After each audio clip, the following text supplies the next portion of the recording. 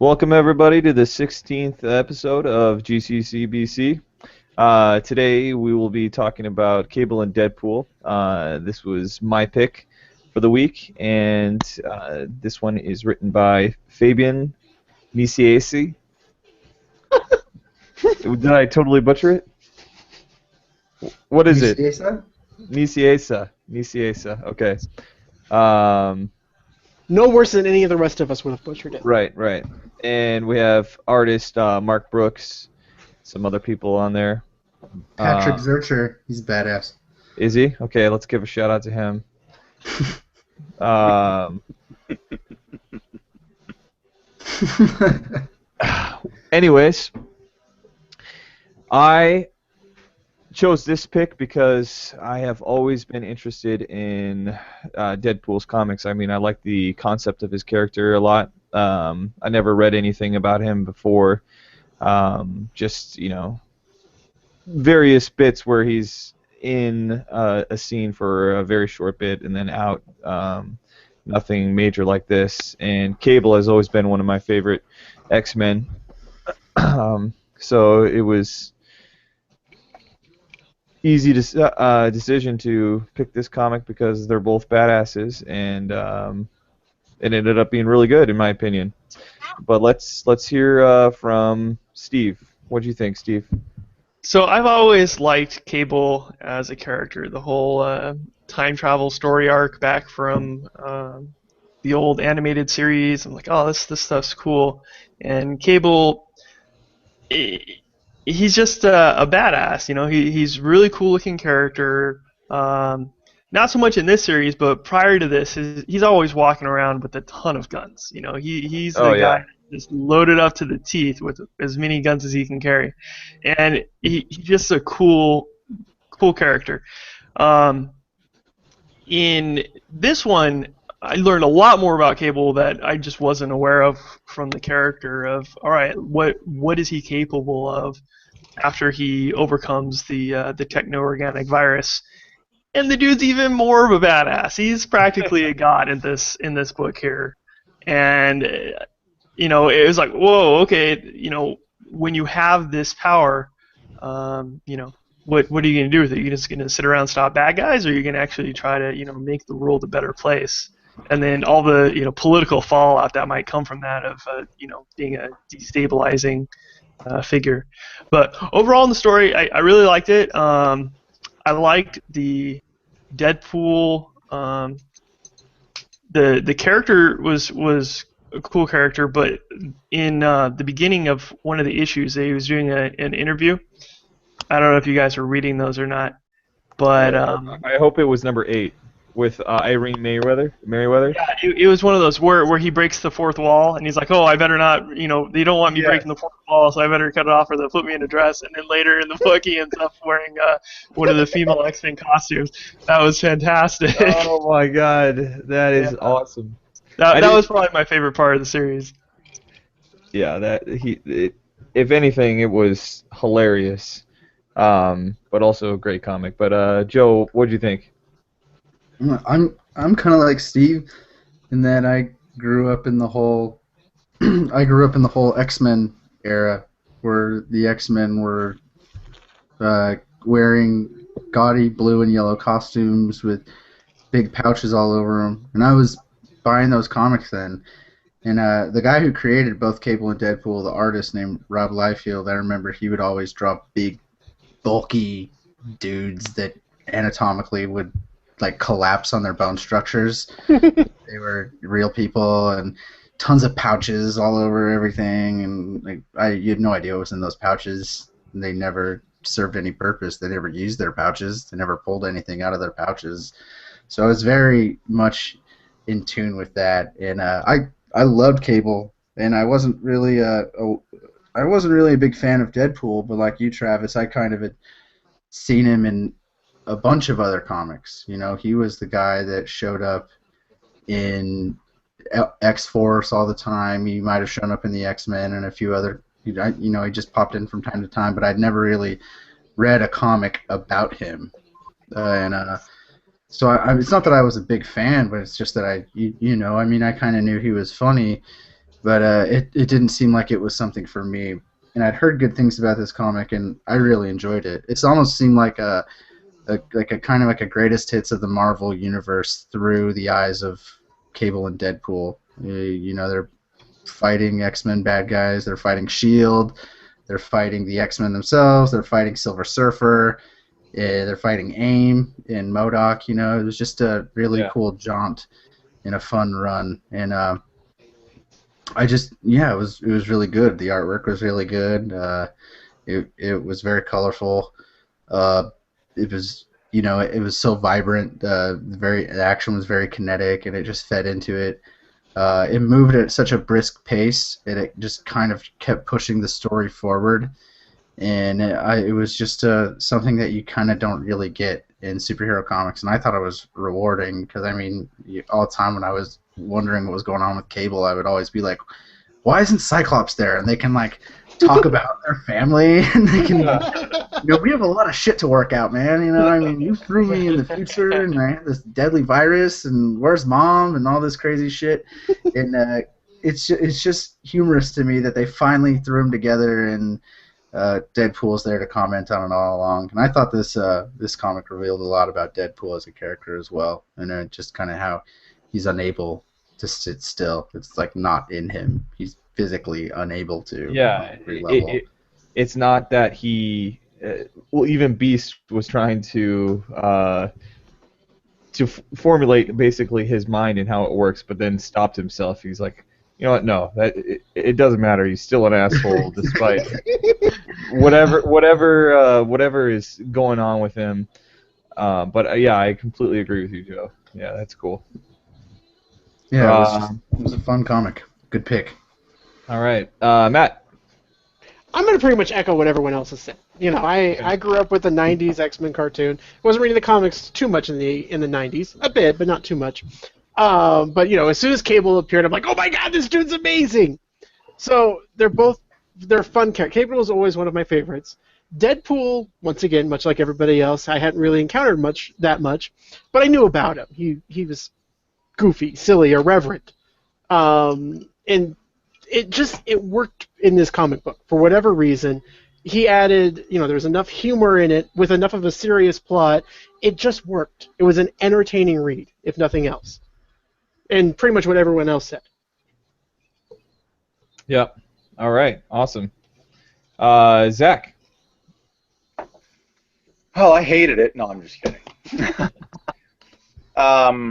So I watched the X-Men cartoons a little bit. I don't remember Cable ever being on it, and I started with my first exposure to Cable was with X-Force, and I still have those comics.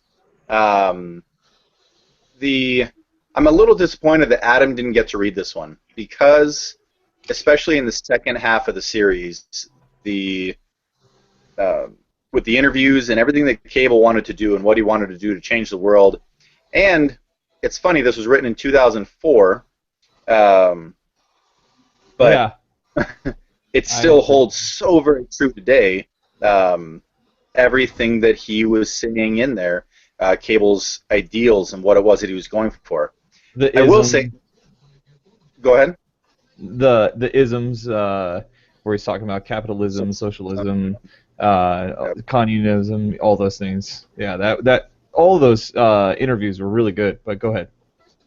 Yeah, the interviews were great, and to be honest, I have not finished the series yet. I have 2 issues left to go because two things. One, it took me a while to read it because of the interviews and the thought-provoking nature there, but I don't know why. I don't know what it was, especially in the first set of issues. I had a difficult time following the conversation bubbles from time to time. There were weird things in there that I didn't where they used brackets for some speech, and I thought it was thought speech, but it wasn't. And I think they were just translations. That took me a minute to get used to as well. The brackets means that they were speaking in another language other than English, but it was being translated into English for our thoughts. To set the setting so that you were in Germany, everybody was speaking German, but you obviously don't speak German. Yeah. That's interesting. I didn't know that. I didn't realize that. Neither did I. Yeah, but it was. Yeah. I also never really read anything with Deadpool, and I really enjoyed his. I enjoyed his character in this, and even when he did pseudo convert, and some of the how the relationship's grown between him and Cable is very interesting. It makes me want to know more about that. Tied to all that as well, that was another thing that made it difficult for me to get into to begin with, to start the reading, is I had no friggin' clue what was going on with any of those other characters. I didn't understand the relationship between the reporter. There was a lot of context that it seemed was missing from where we just kind of jumped into this story in Cable's background, and also in maybe a pre-existing. Cable has a ridiculously complex background, so. Yeah, anything doing with time travel is always. I mean, a lot of comic book characters have some pretty complex backgrounds. Cable's is particularly complex. Yeah, anything to do with Cyclops and Jean Grey is like the worst. Because I mean, I love it. It's so weird. It's so great. Cable's mom is like a clone of Jean Grey, and not Jean Grey. It's like a weird devil clone of Jean Grey that ended up going insane. And I don't remember anything from the X. And maybe it's just been because it's been 15 years since I've read it, but I didn't even remember any of that stuff. That part of Cable's origin was explained in X-Force, certainly initially. I think. Well, because these were like in the original comics, because Cable didn't just appear first. Jean Grey died, and then Cyclops had a baby with her clone. Like, he was so grief-stricken by her death, he ended up running into the arms of a clone of her that had a different name, thinking that was fucking normal. Like, just find an exact look-alike, an exact personality replica of his dead wife or dead girlfriend. So they weren't even married yet at that point. And he gets her pregnant, and they have this kid, and then this kid gets infected with some future virus, so they have to send him to the future. And then Jean Grey comes back, and his wife goes crazy, or his girlfriend goes crazy, and she ends up turning into the Goblin Queen or something. And a lot of that was already covered in the Executioner song, which you've already read, so you should be totally up to speed. There you go. Yeah, Cable coming back, and to kill Apocalypse, and that was what I enjoyed about this story, is that it seemed like it took the next logical step with Cable. I mean, it seems like his character is so tied to Apocalypse. This is not long after Cyclops is stripped from Apocalypse and Cable actually destroys Apocalypse at that point. Yeah, Cyclops. I mean, Apocalypse hasn't been around for. He's considered dead at this point. Like, not around. The threat is neutralized, and it always seemed like, even in the Strife stuff, Cable always kind of tied back to his destiny being the mutant savior that's going to overthrow Apocalypse, and like it's kind of cool to see now. What do you do with the character? You know, how do you move him forward? How do you progress him while remaining true to it? And it was interesting. It was cool to see. And it's fun seeing Cable do what Xavier could have done if Xavier chose to. You know, but Xavier chose that was not the right step. Well, he's such a but Cable seems way more badass than Xavier. Way more badass. Well, but Cable grew up in a time like with mutant internment camps, you know, like with one ruler over the entire planet, and he made everyone fight to the death. You know, survival of the fittest. If you can't survive, fuck you. You're out. Yeah. Plus, his powers were nowhere near where they're at in this series. You know, he was just trying to survive. And his powers alone weren't enough to keep the virus in check. So he needed, the future technology and stuff. And now he's just, no, whatever. It's there, but it's like breathing. No biggie. Yeah. Yeah. Go ahead. I really liked Cable's character throughout the whole thing, and how he maintained his, for. This is as close to as cosmic as I like. I don't want it to branch out any farther. I wonder whether or not you'd like that. Yeah. No, it was good. When you put omnipotence into a character, you have to have you have to have some sort of Some backdoor, flaw. Foil. some flaw, exactly, like a backdoor where they can exploit it and be able to. The kryptonite. Yes, exactly. But and that's not to say, let's not get into Thanos right now. I'm not discrediting that Thanos didn't have one, because he did. But it's just a little bit more realistic in this sense, where I feel like somebody with good intentions that has seen the future and see what it can hold can wield the power and decide that what is best for this world is unification, and whether that means that I make a martyr of myself or I become the enemy and unify everybody against me. It made sense to me, and it really worked out, and I really enjoyed Cable's character throughout the whole story. So. And you know what I love about this comic book as well is because all that is awesome, but it can get Yeah. really heavy if they do nothing but this for an entire, whatever it is, 12 or 16 issues. But then they throw Deadpool, the most irreverent character ever, just to really, keep it just to keep it honest, to keep the story honest and whatnot. Yeah. I think I like how every I think character it has a works. one-liner. Yeah. After hanging out with Deadpool, everyone will start saying a joke and comment on shit. He That's rubs awesome. off on people. Let me read part of the excerpt from that Steve was talking about in the very beginning here, the interview. So Irene Merriweather is the person that's interviewing Deadpool here, and it says, "Mr. Deadpool, call me Wade, or DP, or Dirk Diggler." Wade, can you tell me how you and Cable have come to work together? One time I had to kill him, and he FedExed me back to my boss. I meant more recently. We got infected with this facade virus, which which made our bodies sort of melt together. It was actually kind of romantic. Now, when we body slide, we end up merged. Body slide? Oh, girl, you haven't lived until you've done it while body sliding. So there's a long silence.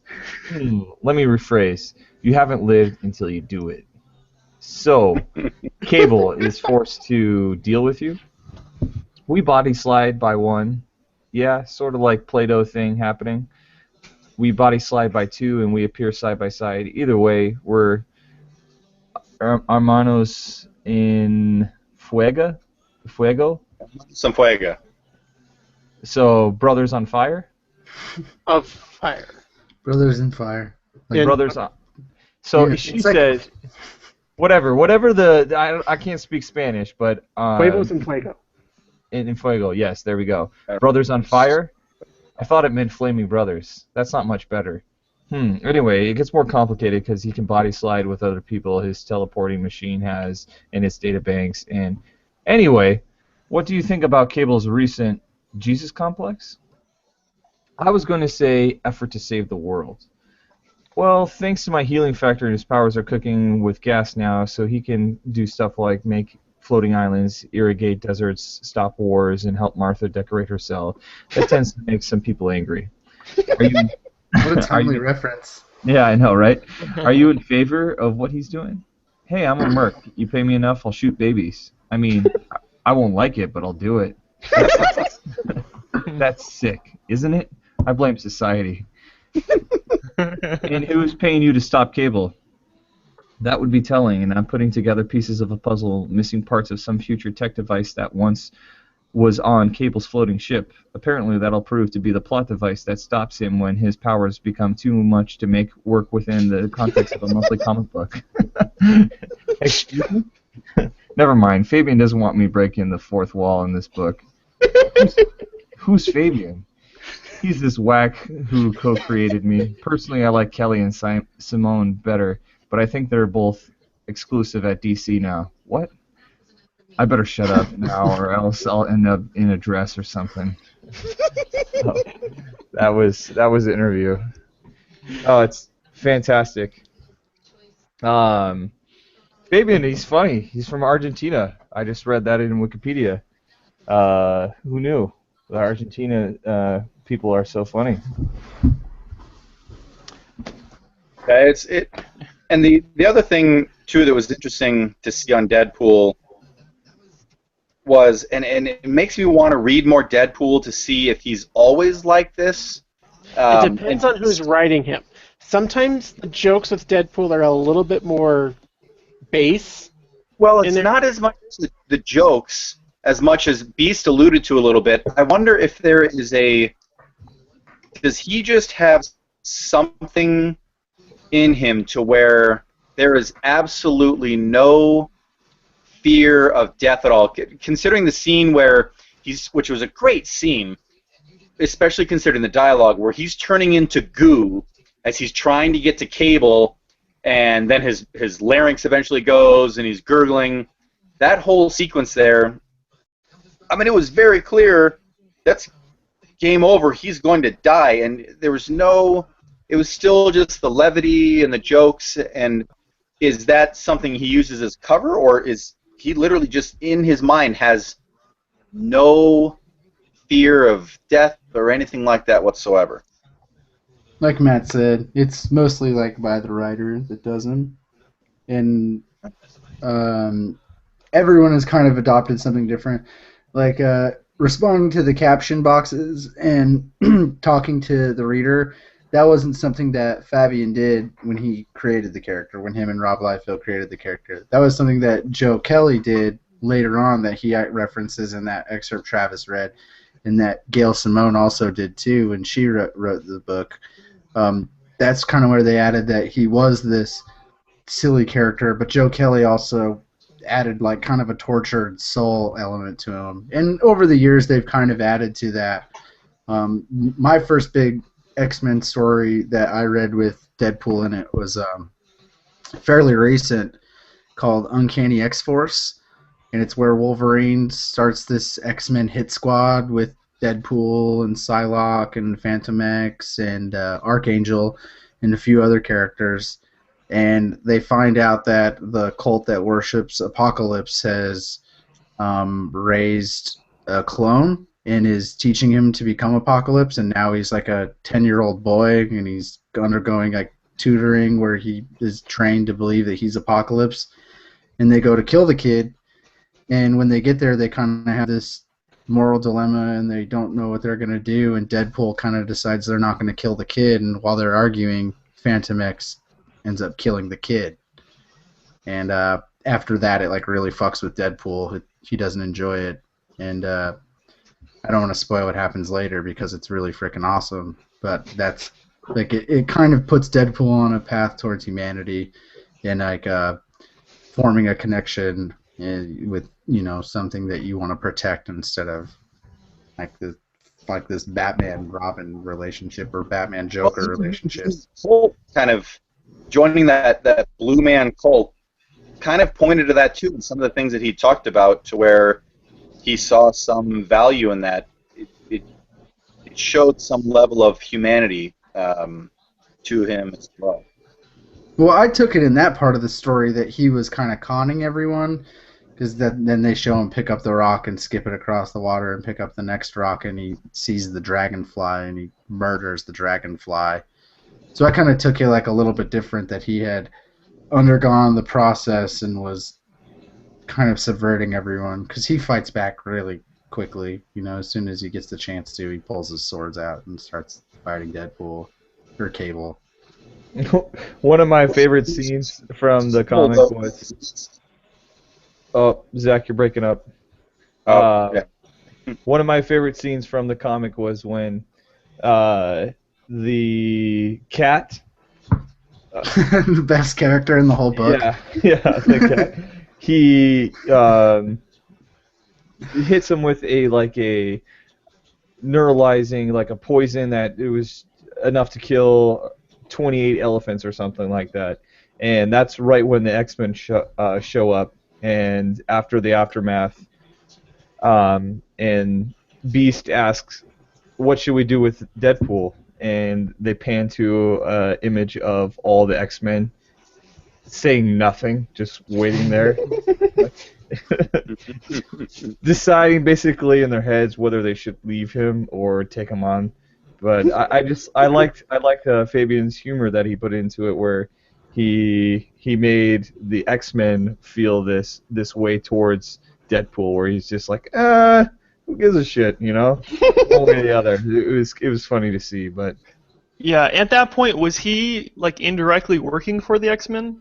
Like, were they the ones who hired him to find all the pieces of the machine? Joe? I know. I don't think it was them, was it? At that point, he was working for Agents of Shield, for Shield, right? I don't know. I'm pretty sure that he was paid by the same Chinese guys that paid The cat. Yeah, because then he kind of just lured him, because the cat was using him to collect all the stuff. And I don't know, it seemed kind of murky. It was just comic book logic, you know? Well, this guy betrayed this guy. that's why this when, guy really betrayed this guy. Well, when Beast was saying like, "Oh, it'd be totally unethical for us to leave him here," I got the impression that was because like they had hired him to be there, and they're like, "Oh yeah, well, do we need him anymore, or just leave him go?" Well, I took that as like, because the X-Men are there to protect and serve human and Right. mutant. You know, they're gonna save everyone, and that was like one of my favorite moments that Nicieza did, is that he like most everyone in certain situations would write Cyclops is very straightforward and has a lot of like talking points memorized in his head, that he would be like, "We are here, we are the X-Men, and we're gonna save you, and we're here to spread mutant human relations through a better way," you know, like, and he like goes through that as he's looking like, what do we like? Do we leave him? We'll be borderline unethical. And he's like, X-Men, protect and serve, etc. You know, it was just so like, it was kind of like that human moment where like Cyclops' patience is so resolute. You know, I mean, he's so staunch and so hardcore in his statuesque Boy Scoutish, you know. Yeah, and all of yeah. a sudden he's broken down by Deadpool. You can't even finish his speech. It's just etc. Load him up, you know, throw him in the back. Yeah. And All the right, whole thing let's with do. Wolverine and Beast joking about his costume and whether he would throw up or think he's actually a part of the Oh team. yeah. Wait, a part of the team? You know, that Kitty Pryde's looking pretty, Yeah. That's a great bit. Oh man, my favorite was when the cat first showed up. Wait, you're the cat? Let me see that tattoo! Yeah. Like, He said, "Do I know you? Do I care? You clapped." That was mighty polite of you. So yeah, his one-liners are good. I mean, I can see why he's popular in the fan world. That's for sure.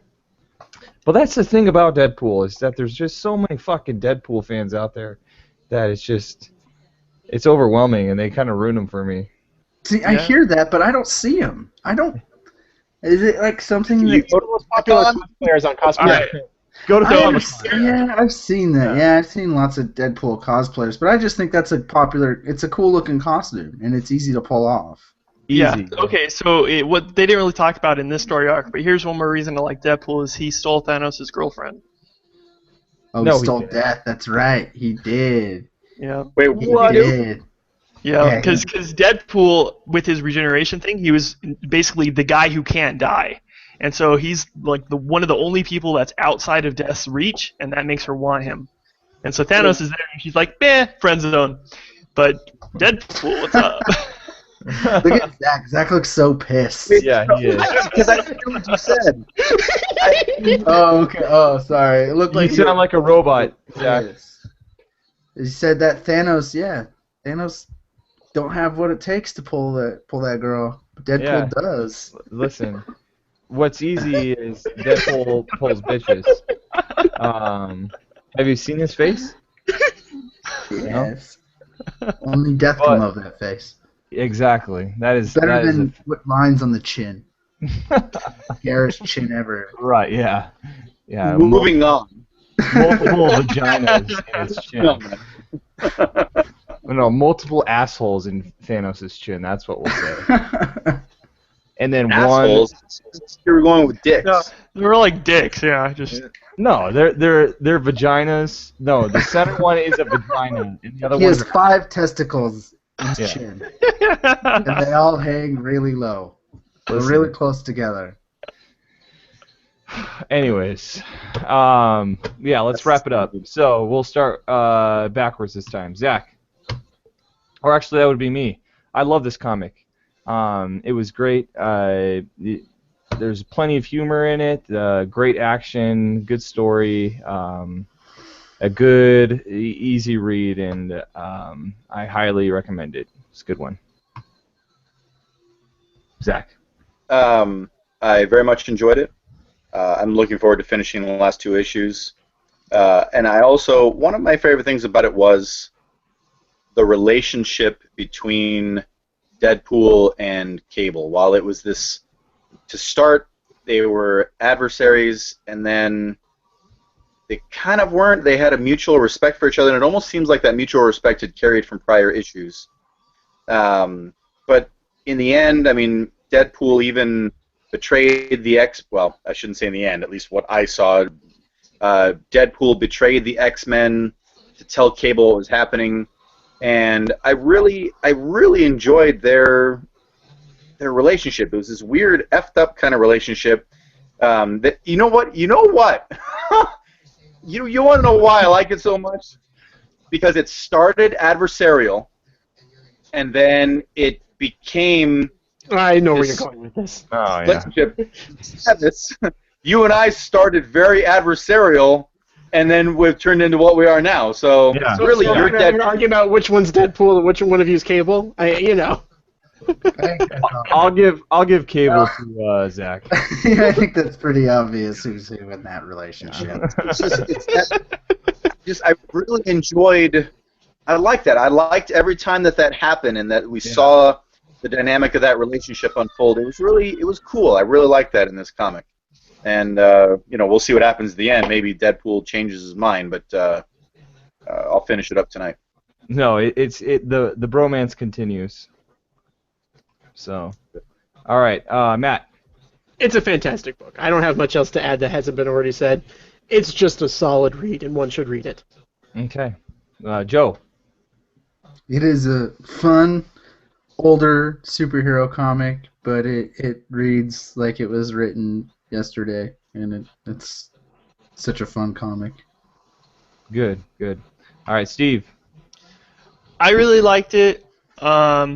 I liked how Cable's obviously a character that has a lot of time travel going on with his storyline. I liked how they didn't really go into that at all here. It's like, yeah, it's part of him, but he's like, hey, this is not about modifying my timeline. My timeline is completely divergent from what's going to happen now, and I can't make everybody get along forever, but I can at least show them what it's like, and then when I'm gone, they'll at least have had a taste of it, and they'll continue on themselves. Yep. Yeah, I agree. Good. All right. Well, that is our 16th session here. So have a good night, and we'll see you next time. Bye. Bye.